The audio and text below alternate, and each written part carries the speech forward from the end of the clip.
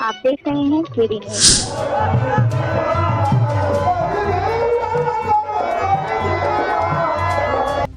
नमस्कार दर्शकों, मैं कपिल देव शुक्ल और आप देख रहे हैं अपना पसंदीदा चैनल केडी न्यूज सुल्तानपुर।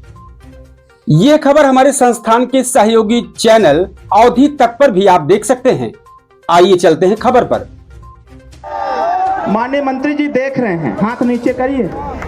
साथियों, देश को आजाद खड़ा करना हमारा मकसद नहीं, हमारी कोशिश है कि ये सूरत बदलनी चाहिए। अरे तेरे दिल में ना सही, मेरे दिल में ही सही, हो कहीं भी आग बस वो आग जलनी चाहिए। 12 समाज का एक दिन बैठक हमने लखनऊ बुलाया था है, क्योंकि जब जब भी जवान हमसे मिलता है तो एक क्या बात कहता है कि भैया यादव की राजनीति तो लोग करते हैं, राजभर की पॉलिटिक्स आप लोग कर रहे हैं, ठाकुर ब्राह्मण भूमिहार निषाद केवट मल्लाह की पॉलिटिक्स सब लोग कर रहे हैं, लेकिन ये घुमंतु जाति को कोई पूछने वाला नहीं। हमने विनीत को बताया, हमने कहा रे विनीत भाई कहां सोए हो, ये जिस समाज की चर्चा कर रहे हो वो समाज हमारा समाज है। मैं भी घुमंतु समाज का था और मैं आपको बताना चाहता हूं नौजवान भाइयों, यहां राजनीति करने हम नहीं आए हैं भाई। अभी संचालन ने कहा मेरा नाम अरविंद राजभर है, हमारे पिताजी ने हमारा नाम अरविंद राजभर रखा था, लेकिन अभी संचालक महोदय ने कहा डॉक्टर अरविंद राजभर। मैं सुई लगाने वाला डॉक्टर नहीं हूं, मैं दवाई बांटने वाला डॉक्टर नहीं हूं, और मैं पढ़ करके डॉक्टर बना हूं, डॉक्टर ऑफ फिलॉसफी पीएचडी किया हुआ हूं, और घुमंतु जाति का मैं भी हूं। जब मैं बीएचयू यूनिवर्सिटी में पढ़ने गया एडमिशन के लिए, जब मैं अपना नाम बताया, हमारी कोई हमारी कैटेगरी नहीं थी। हमारे पिताजी बैठे हुए हैं, इस घुमंतु जाति के लिए आज से संघर्ष नहीं, जब से मैं पैदा हुआ हूं तब से पिताजी संघर्ष कर रहे हैं। जाति प्रमाण पत्र बनी कैसे? जब गए हम एसडीएम के पास तो वो कह रहा कि जातियों की सूची में तोहार नाम नहीं थे।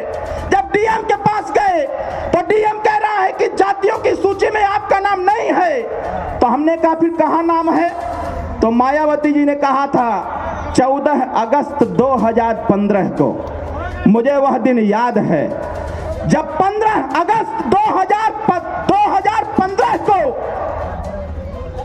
15 अगस्त 2008 को जब देश आजादी का जश्न मना रहा था, तो 15 तारीख के पेपर के दैनिक जागरण के फ्रंट पेज पर लिखा गया था 2008 में कि यह घुमंतु जाति यहाँ के नहीं, ये बांग्लादेशी लोग आए हुए हैं। अब बताओ, अरे जिसका यह देश है, जिसने इस देश को बचाया, आज वो बांग्लादेशी हो गया। उसी दिन प्रण किया गया जब हमारी कोई जाति नहीं थी। हमने डीएम साहब से पूछा, वो भी नहीं बता पाए। जब आए बाबूजी से पूछे कि बाबूजी हमने का कौन जाति बा, तो कहे हम लोग घुमंतु जाति में आते हैं। बारे भाई, इस सिस्टम को देखा गया। 12 समाज के लोगों, अगर सब सही रहेगा तो तुम्हारी व्यवस्था कभी सही नहीं हो पाएगी। अगर लड़ाई लड़ना चाहते हो तो शेर के साथ लड़ो। जो आपका शेर है मंच पर बैठा हुआ है, आज उनको मैं मंच पर इसलिए बैठाया हुआ हूं कि 12 समाज का दर्द अगर कोई समझ सकता है तो उसकी जाति, उसके समुदाय, उसके समूह का नायक ही समझ सकता है। बतावा सही कहती गलत कहत है? जोर से बोला, सही की गलत? बतावा लड़ाई होए के चाहे कि ना होए के चाहे, हिस्सा मिले के चाहे कि ना मिले के चाहे। हिस्सा मिली तब जब हम सब लोग पीला झंडा के नीचे खड़ा होकर के और दारू मुर्गा पैसा पर वोट दे बंद करल जाए साथियों, तब जाकर के हमारा आपका हिस्सा मिलेगा। आप जरा सोचो कि एक वोट प्रधानमंत्री जी देते हैं, एक वोट मुख्यमंत्री भी देते हैं, एक वोट हम भी देते हैं और एक वोट आप भी देते हो। प्रधानमंत्री जी के वोट की कीमत है, मुख्यमंत्री जी के वोट की कीमत है, एक सांसद विधायक के वोट की कीमत है, मेरे वोट की कीमत है, तो क्या आपके वोट की कीमत नहीं है? अगर आपके वोट की कीमत है तो इस वोट का प्रयोग वहां करो जहां से आपके बच्चे को हिस्सा अधिकार प्राप्त हो सके, आपकी भागीदारी मिल सके। इकलौता डॉक्टर जवान है और चित्रकूट में पोस्टिंग उनकी है। वो एक दिन हमसे आए, हमसे कहे भैया मन तो ऐसा करा था कि रिजाइन दे दे, और रिजाइन दे करके 12 समाज के आगे बढ़ावे के काम करे। हम कहे कि रिजाइन आपका उसी शर्त पर लूंगा जिस दिन मैं यह तय कर दूंगा कि अब आपका रिजाइन उसी शर्त पर होगा जब आप विधायक बनने के लिए तैयार हो जाओगे।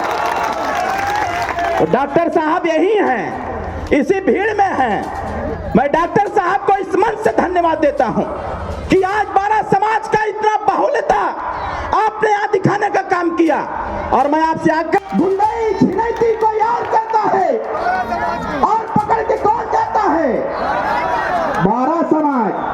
आज माननीय मंत्री जी ने वो ताकत पैदा किया, कोई राजभर पर हाथ उठा के देखे? अरे कल की भी घटना है, कल की, अभी तो हमको कल बलिया जाना है, कल की घटना बताते हैं। बलिया जनपद के बांसडीह थाना का एक इंस्पेक्टर अपने वर्दी में इतना चूर हो गया था कि हमारे पार्टी के विधानसभा संगठन प्रभारी उमापति राजभर के गिरेवान पर हाथ डालने का काम किया था।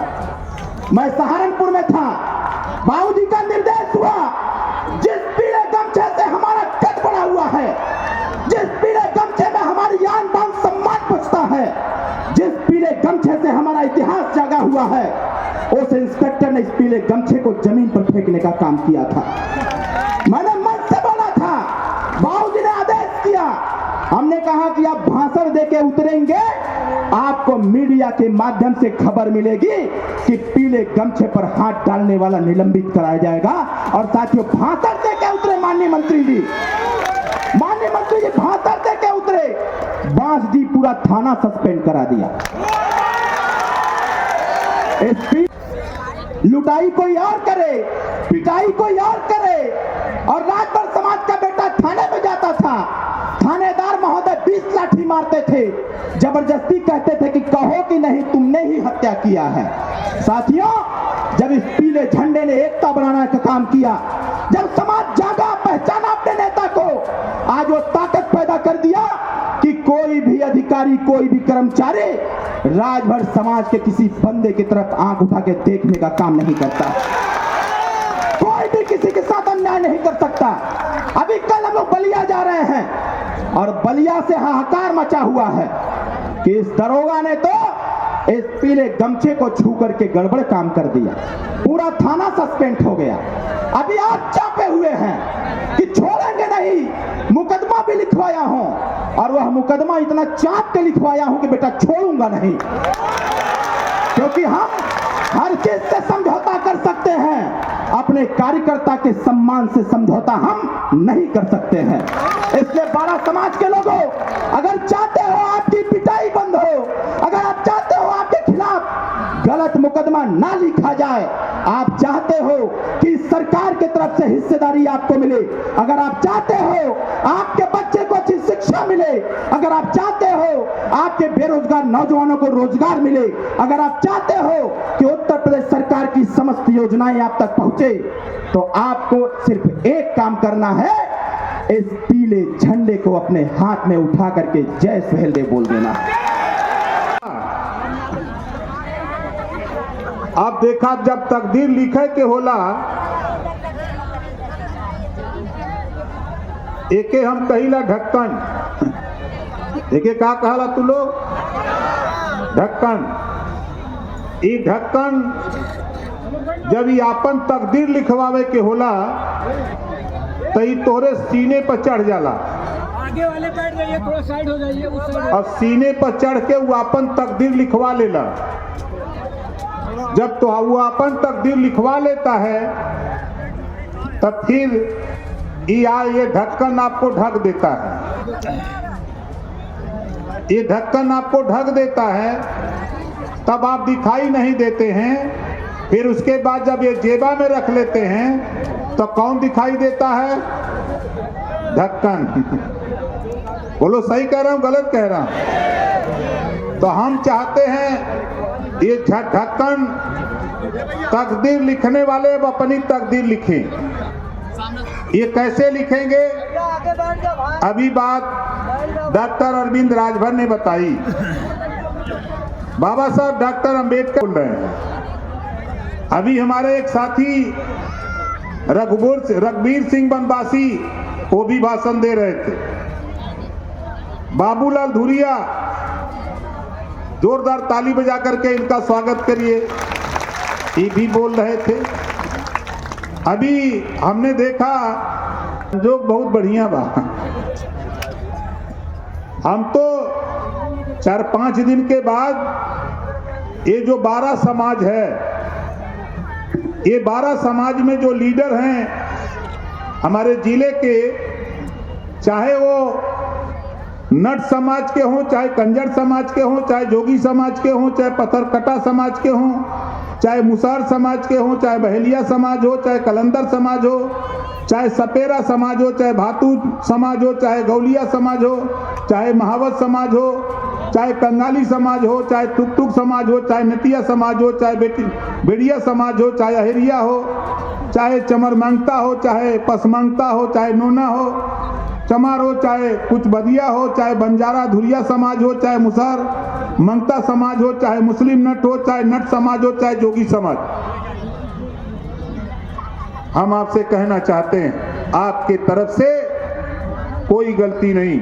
इसी बीच के नेताओं से हम आपके जिले के जो सबसे बड़े अफसर, जिलाधिकारी डीएम, पुलिस अधीक्षक एसपी, दोनों लोगों के साथ बैठा करके तेरी समस्या का समाधान कराने का काम करूंगा। अब आप पीछे हो जाओ ना, ले लेना यार, बात किया जाएगा। दर्शन भैया आइए पीछे, बस भाई आराम से कर लीजिए, वीडियो सबका बनेगा भाई। वो लोग बताएगा सर आज किस तरीके का मंत्री जी। आज 12 समाज के जो 17 जातियां हैं जिनके लिए आप संघर्षरत हैं, 17 जातियां जिनको आप एससी या एसटी में शामिल कराने के लिए संघर्षरत हैं। प्रधानमंत्री जी से आपकी बात भी हुई है, किस तरह की बात हुई है, किस तरह का आश्वासन है इस समुदाय को? देखिए 12 जो जातियां उसमें तो कुछ शेड्यूल कास्ट में पहले से हैं, कुछ जातियां हैं जो अभी सूची में भी नहीं है। जो प्रदेश की या देश की जो जातियों की सूची है उसमें नाम नहीं है, तो पहले तो उसमें ऐड कराने की पहली प्राथमिकता हमारी है। और जो केंद्र और प्रदेश सरकार की योजनाएं हैं, उन योजनाओं की जानकारी इन लोगों तक नहीं हो पाती है, जिससे उसका लाभ ये लोग नहीं ले पाते हैं। जो प्रधानमंत्री जी की सोच है, मुख्यमंत्री उत्तर प्रदेश योगी आदित्यनाथ जी की जो सोच है कि जिनके घर राशन नहीं है, जिनके घर नौकरी नहीं है, रोजगार नहीं है, उनके घर हम राशन दे, वो परिवार कम से कम जिंदा तो रहे, उनके घर तक राशन पहुंचे, तो उनका राशन कार्ड रहेगा तभी राशन मिलेगा। इलाज के लिए आयुष्मान कार्ड, इनको जानकारी कि आयुष्मान कार्ड कैसे बनता है, आयुष्मान कार्ड बनने से क्या फायदा है, क्या नहीं फायदा है। तो जब इनको जानकारी कि 5 लाख रुपया मिलता है ऑपरेशन इलाज के लिए, जब इनको जानकारी होगी तो उसके लिए ये परेशान होंगे, बनवाने के लिए परेशान होंगे। उसकी व्यवस्था भी हम लोग जैसे गाँव में पंचायत सचिवालय के माध्यम से, वहाँ पंचायत सहायक के यहाँ हम लोग सारी व्यवस्था देने जा रहे हैं 1 साल के अंदर। चाहे वो आयुष्मान कार्ड हो, चाहे राशन कार्ड हो, चाहे किसी तरह का पेंशन का फॉर्म भरना हो, चाहे कोई फॉर्म भरना हो, हम लोग वही गांव में देने जा रहे हैं। तो सारी व्यवस्था की जानकारी इन तक नहीं पहुंच रही है, इस नाते हम लोग जिलेवार हम लोग इनको जुटा करके इनको जानकारी भी देते हैं। जो इनके ऊपर जुल्म जाति अत्याचार होते हैं उसको कैसे निपटा जाए, उनकी कैसे मदद हो, इसके विषय में इनको बताते हैं कि भाई देखो माध्यम है, जब नेता चुना जाता है तो नेता इस नाते चुना जाता है कि उस क्षेत्र में जो जनता है उसकी मदद करे, तो वहां तक ये पहुंच भी नहीं पाते हैं। नेता को वोट की जरूरत होती है, नेता इनके यहाँ आता है, जब इनकी समस्या का बात आती है वहां तक जा नहीं पाते हैं। तो इन सब चीजों की जानकारी का न होना और सबसे बड़ी बात की शिक्षा का न होना, इस नाते वहां तक नहीं पहुंच पाते। आप सरकार में अबू आजमी का एक बयान आया है औरंगजेब के ऊपर, जिस पर बड़ी प्रतिक्रियाएं आ रही हैं। देखिए अबू आजमी को हम क्या कहें, जितने भी मुस्लिम लीडर हैं वो अगर अपनी कम्युनिटी के विषय में, विकास के विषय में सोचते, शिक्षा के विषय में, स्वास्थ्य के विषय में, रोजगार के विषय में, नौकरी के विषय में, तो बेहतर रहता। ये लोग सिर्फ नफरत की बात सिखाते हैं और पार्टियों को वोट दिलाते हैं और समाज को गर्त में ले जा रहे हैं। आप उठा के देखिए, आजादी के बाद नौकरियों में मुसलमान 38% था, आज 1% नहीं है। एक कांग्रेस को वोट दिया, सपा को दिया, बसपा को दिया। आज एनडीए गठबंधन को वोट बेशक बहुत कम दिया, लेकिन आज 51 बच्चे मुसलमानों के आईएएस हुए। आज मुस्लिम बच्चे आईएएस और पीसीएस बनने की तैयारी कर रहे हैं, मेडिकल में जा रहे हैं, इंजीनियरिंग में जा रहे हैं, शिक्षा की तरफ मूव कर रहे हैं। तो हम लोगों का प्रयास है कि जब सबका साथ सबका विकास की बात है, तो फिर नफरत कहां से आप लोग बोल रहे हो? आप उनको समझाओ, उनको सिखाओ कि जिस तरह यूपी बोर्ड सीबीएसई बोर्ड है, उसी तरह मदरसा बोर्ड में भी किताबें अब लागू होंगी उनको भी, ताकि वो पढ़ करके आगे आकर के वो विकास के मुख्य धारा में आवे। इस पे पहल करनी चाहिए इन लोगों को। आप सरकार में हैं और आप कह रहे हैं कि ऐसे लोग वंचित रह गए, शोषित रह गए, जिनको उनका अधिकार नहीं मिला, तो क्या मानते कहाँ कमी रह गई? देखिए, कमी कहाँ रह गई? जिसको बुखार है तो उसको डॉक्टर के पास जाना पड़ेगा ना, कि डॉक्टर दवाई लेके आइए। डॉक्टर तो बना दिए, अब डॉक्टर टैबलेट लेके यहाँ तक पहुंच नहीं पा रहा है। इसी नाते हम पहुंचे हैं। आप शायद पहली बार 12 समाज की इतनी बड़ी मीटिंग देखे होंगे यहाँ, तो इनके बीच में उनकी जानकारी का न होना। अब जैसे जो लिख के दिया राशन का, अधिकारियों की कमी है, उनकी भी कमी नहीं है, हम उनकी कमी नहीं मानते। जिसको खुद सुधरने की चाहत न हो तो उसको कैसे सुधारा जा सकता है? मंत्री जी, जातिगत जनगणना का कितना समर्थन करते हैं? क्योंकि आपने अभी मंच से कहा कि इन लोगों की जाति का कोई गणना नहीं। भैया, मेरे देश के प्रधानमंत्री माननीय नरेंद्र मोदी जी के नेतृत्व में जातिवार जनगणना होगी। फिर मैं कह रहा हूं, मोदी जी के नेतृत्व में जातिवार जनगणना होगी। फिर संसद में इतने दिन से क्यों ये उल्टा पटक चल रही है? अच्छा, ये बताइए, जब कैंसर हो जाए तो जल्दी ये ठीक होता है? आपके बेटे का एक बयान आया था कि पीला गमछा की तरफ जो देखेगा उनकी आंख निकाल दी जाए। सरकार के कानून को चुनौती दी, क्या कहेंगे? नहीं, अगर कोई गलत करता है, आप बताओ कि कोई कहीं खड़ा हो और उसको ले पकड़वा के पुलिस से बिना मतलब का मरवा दो, तो ऐसे लोगों के खिलाफ कार्रवाई नहीं होनी चाहिए। मंत्री जी, जिनके कहने पे पुलिस ने कार्रवाई की थी स्टोनो तहसीलदार की, वो अभी तक सस्पेंड नहीं हुए, उस पर कार्रवाई नहीं हुई। हम जा रहे हैं ना कल हम जा रहे हैं, आज शाम तक वो भी सस्पेंड हो जाएगा। कार्रवाई चल रही है। ठीक है। आप देख रहे हैं केडी न्यूज।